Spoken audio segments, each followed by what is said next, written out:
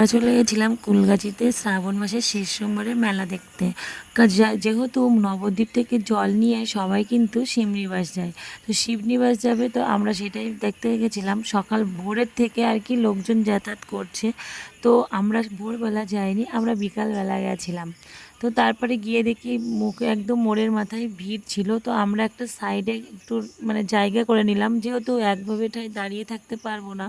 তো ওই জন্য দাঁড়িয়ে চলে গেলাম ওই সাইডটা। এই যে মোড়টা আছে তোমাদেরকে দেখাচ্ছি, এখানে অনুষ্ঠান মতন হচ্ছে আর কতটাই লোক দাঁড়িয়ে আছে দুই দুই ধারে।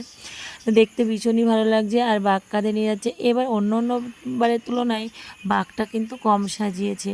সবাই কিন্তু ব্যাগের ভিতরে একটা কোটো করে কিংবা কোনো একটা ঢপের ভিতরে করে জল নিয়ে যাচ্ছে, সেইগুলোই দেখছি হাতে করে।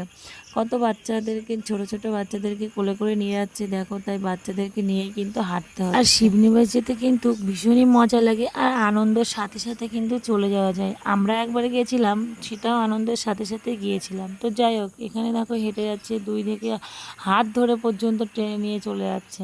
ওইগুলো দেখার একটা আলাদা একটা মানে মজায় থাকে, মানে ভীষণই, আমার তো বেশ ভালো লাগে। তারপরে আমার ভাইও যেহেতু গিয়েছে, তো আমরা সেই জন্যই অপেক্ষা করছিলাম। আমার ভাইকে যখন ফোন করি, ছিল অন্য একটা জায়গায়, মানে নবদ্বীপ ছাড়িয়ে চলে এসছে, কাছাকাছিই ছিল। তো তো আসবে, তারপরে কিন্তু আমরা বাড়ি আসব। তখন বাজে রাত 8টা, আমরা 8টা-9টার দিকে আমরা বাড়িতে চলে আসবো বলে, আর বৃষ্টি পড়ছিল, তবুও আমরা দাঁড়িয়েছিলাম। তো যাই হোক, দেখো মেলাটা দেখতে খুবই ভালো লাগছে, এক একজনের ভাবভঙ্গি দেখতে বেশ ভালো লাগছিল। দেখো বাঁকে কাঁধে করে নিয়ে কতটা জল নিয়েছে, বেশি জল নিয়েছে।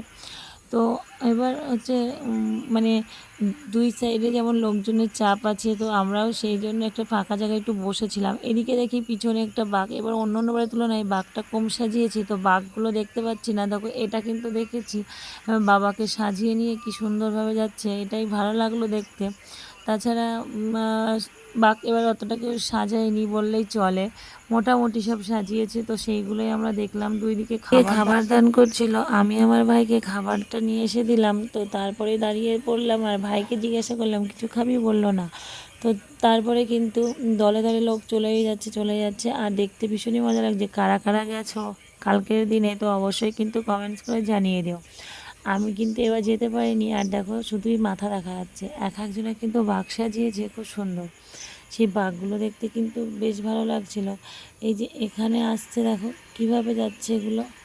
তো তারপরে কিন্তু একজনে বাঘ নিয়ে আসবে, সেটা একটা মন্দির, মনে হয় শিবনিবাসের মন্দিরে লেখা ছিল, অতটা বুঝতে পারিনি, তো দূর থেকে করেছি ভিডিওটা।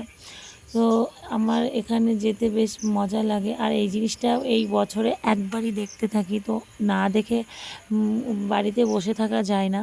তো ওই জন্য ছুটেই চলেছিলাম দেখার জন্যে। এই যে বাবাকে কাঁধে করে নিয়ে যাচ্ছে শিবলিঙ্গকে, কতটা জার্নি হচ্ছে বলো তো, তাদের কতটা কষ্ট হচ্ছে, তবু কিন্তু কি বাবার মহিমা আছে বলে কোনো কিছুই মনে হচ্ছে না। এই যে টানতে টানতে চলে গেলো। তো আমার ভিডিওটা